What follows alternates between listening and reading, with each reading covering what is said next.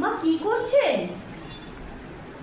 ওই বাবুর আজকে জন্মদিন না, তাই একটু পায়েস করলাম। বাবু কোথায়?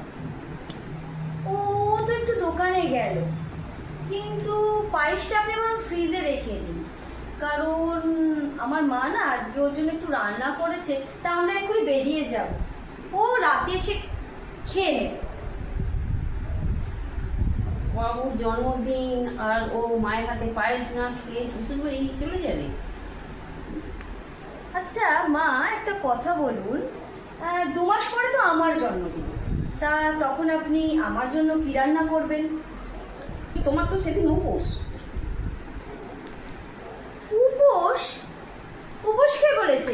কোন বইতে লেখা আছে যে উপোস? ওই যে বইতে বাবুর জন্মদিন শ্বশুর বাড়িতে খাবে বলে লেখা আছে, ওই বইতেই লেখা আছে। হ্যাঁ?